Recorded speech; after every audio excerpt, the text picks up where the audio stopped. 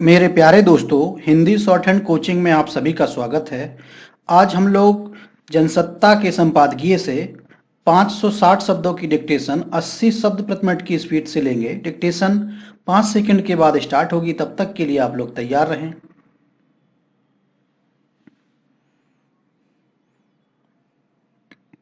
Start. आखिरकार भारत ने सिंधु जल समझौते में संशोधन के लिए पाकिस्तान को बातचीत का नोटिस भेज दिया है।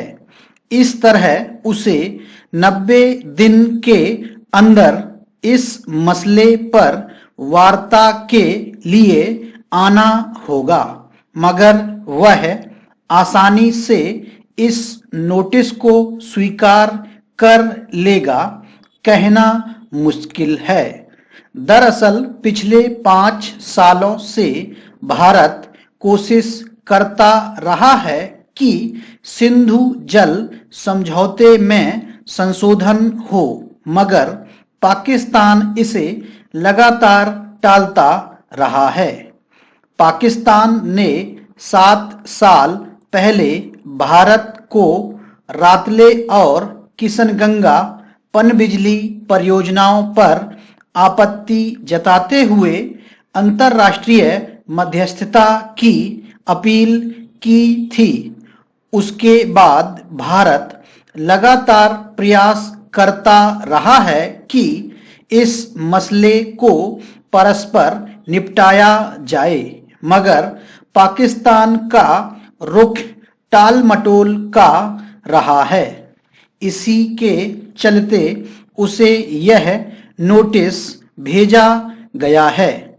सिंधु जल समझौता करीब 62 साल पहले 6 नदियों ब्यास, सतलुज, रावी, सिंधु, झेलम और चेनाब के पानी की हिस्सेदारी को लेकर हुआ था। उसमें विश्व बैंक ने भी हिस्सेदारी की थी। उसके बाद से दोनों देशों के बीच 3 युद्ध हुए, मगर भारत ने कभी पाकिस्तान के हिस्से का पानी नहीं रोका। इस मसले पर कभी कोई बड़ा विवाद नहीं उभरा। हालांकि ये सभी नदियां भारत से होकर गुजरती हैं और उनके पानी के उपयोग का उसे पूरा अधिकार है, फिर भी पाकिस्तान ने उसकी पनबिजली परियोजनाओं पर आपत्ति जाहिर कर दी। दरअसल सिंधु जल समझौते में भारत को रावी, सतलुज और ब्यास नदियों के पानी के निर्बाध उपयोग का अधिकार है, मगर बाकी 3 नदियों पर परियोजनाएं शुरू करने और पानी रोकने को लेकर कुछ शर्तें लगाई गई हैं। उन्हीं शर्तों के आधार पर पाकिस्तान ने भारतीय पनबिजली परियोजनाओं पर आपत्ति जताई। हालांकि हकीकत यह भी है कि इन नदियों के केवल 20% पानी भारत इस्तेमाल कर सकता है, और अगर वह पानी रोक दे तो पाकिस्तान में सूखे की स्थिति पैदा हो जाएगी, मगर उसने कभी ऐसा नहीं किया।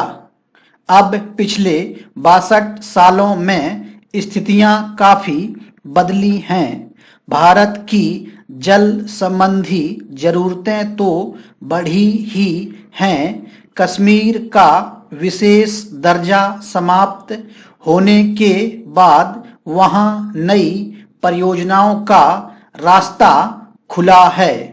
सब जानते हैं कि नदियों के पानी का सबसे अधिक इस्तेमाल सिंचाई और औद्योगिक इकाइयों में होता है। ऐसे में आने वाले समय में भारत को उन नदियों के पानी में हिस्सेदारी बढ़ानी पड़ेगी जिनका बड़ा हिस्सा पाकिस्तान इस्तेमाल करता आ रहा है। कई बार विशेषज्ञ रेखांकित कर चुके हैं कि कश्मीर से होकर गुजरने वाली नदियों के पानी का भारत को अधिकतम उपयोग करना चाहिए, मगर अभी तक अड़चन यह है कि उन नदियों के पानी का संचय करने का कोई प्रबंध नहीं है। सिंधु जल समझौते में एक शर्त यह भी है कि भारत नदियों का रुख मोड़ नहीं सकता। इस तरह अगर नदी जोड़ परियोजना पर काम शुरू हो तो मुश्किल पैदा हो सकती है। मजबूरन भारत अपने हिस्से का बहुत सारा पानी पाकिस्तान की तरफ बह जाने देता है। इस लिहाज से भी जल समझौते में संशोधन की आवश्यकता है ताकि नदी जोड़ परियोजना शुरू कर मैदानी भागों में पानी की उपलब्धता बढ़ाई जा सके।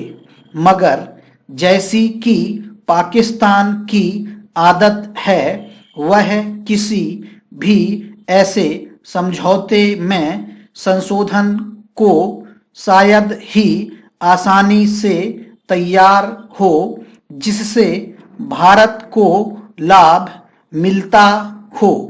मगर 90 दिनों की नोटिस के बाद अगर उसकी तरफ से कोई सकारात्मक प्रतिक्रिया नहीं आई तो भारत का पलड़ा भारी होगा और वह अपने ढंग से कुछ फैसला करने की सोच सकता है। स्टॉप।